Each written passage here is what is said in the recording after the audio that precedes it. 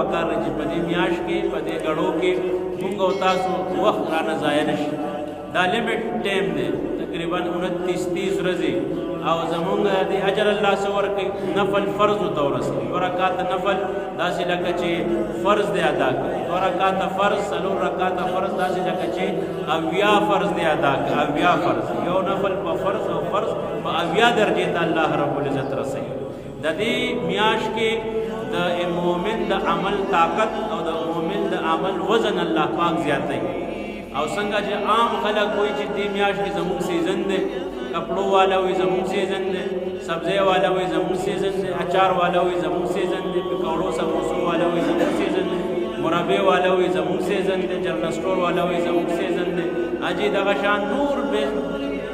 بلا خلق تاجران وی دا زمون سیزن دے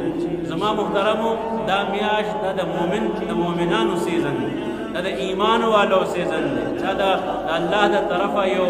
گفت دے یو تحفه دا چې په دې کې څومره ته نیکیانې کولی شي یو که تکړه شه او الله رب العزت د طرفه څومره دروازې کولوي هر روزه ماتې ټیم کې الله پاک 10 لکه کسان داسې 10 لکه کسان چې په هغې باندې جهنم واجب شوی وي الله رب العزت د دې میاشتې د خاطره هر ماښام 10 لکه کسان د جهنم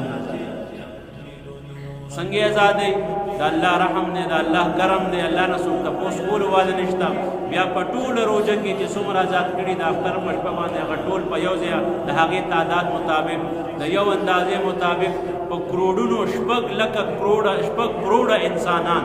بلکې د دین هم زیات الله رب العزت د خپل فضل او د خپل شان مطابق خلق د جهنم نه آزادوي دا مبارکه میاشت الله پاک موږ او تاسو ته نصیب کړي د دې ګړې موږ ته الله نصیب کړي په دې کې دعاګانې قبلېږي په دې کې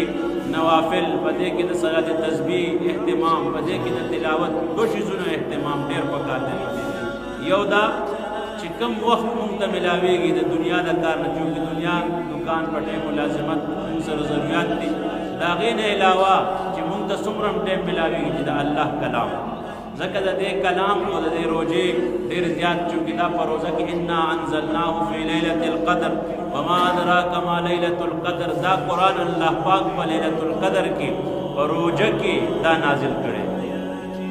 نو د روژې او د قرآن د تلاوت د قرآن سره مناسبت دا ډېر زیات دی نو چې موږ ته څه ټایم هم ملاویږي چې کم از کم چا چې ناظره ویلې ده کم از کم چې 2-3 ختمه کو په دې روژه کې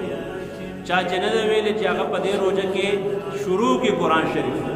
چا چې ویلې دی هغې په کار دی چې ویم او په ترجمې سره هم وایي چې دا مونږ الله څه غواړي په دې کلام 13 سپارې قرآن په 23 کاله کې نازل شوی د دې کې د دې څه غرض دی دا څه دپاره رالېږلی شوی دی نو ترجمه هم ضروري ده د دې ترجمه هم ضروري ده او تلاوت هم ضرور دی ځکه امام احمد بن حنبل رحمت الله علیه الله رب العزت په خوب کې زیارت وشو او څو پیرې زیارت وشو کما یلیکو بشانه څنګه چې د الله شان سره مناسب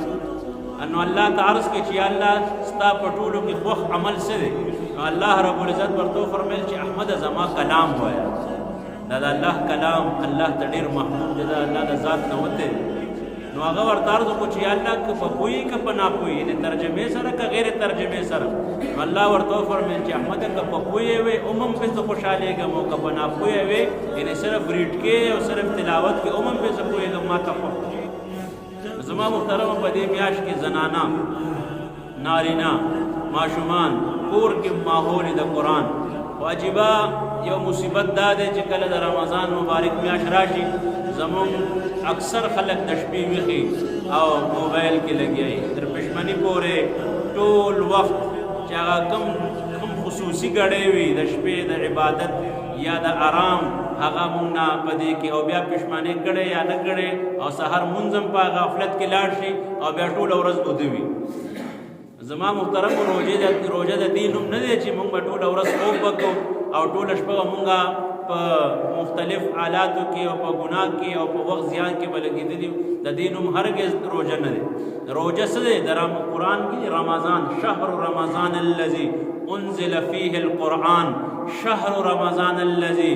میاش د رمضان د روژې د هغه چې پای کې الله پاک قرآن نازل کړی دی بیا د رمضان معنی څه ده د رمضان معنی ده سوځول د سشي سوځول په دې میاشت کې با تخپل د ټول ګناهونه په الله باندې معاف کې سوځي. نو یو د تلاوت اهتمام پدې کې کثرت سره تلاوت، او دویم غیبت نه پرهیز، نه غیبت نه، لایانې نه، تاویل و ماویل نه. تدیم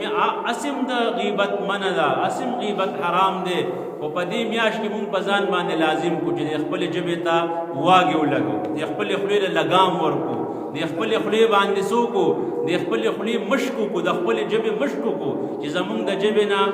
په مخامخ هم سو گزار نشي، پشي شام سو گزار نشي. دا نو یو کنه زیاده مر بکر نشتا یا اجي دا بادشاہانو خلق غیبت کی واغه خړو سو غیبت شماري نه، اجي د حکمرانانو خلق پډک خپل غیبت کی ویدارو غیبت نه. زما محترم د چا نوم ناخلو کنه په دې روزه کې پشي شا صفت بیانو ډیره خبره ده، چا کې یو صفت بیان کو او کني نه بیانو نو چې غیبت نه کوله چې ځکه چې روزه وي دا ډال دی، الصوم الجنه، دا روزه دا ډال دی، خدا شلیږي پس باندې، دا په غیبت باندې شلیږي، دا په غیبت سره ماتېږي، دا غیبت سره خرابېږي.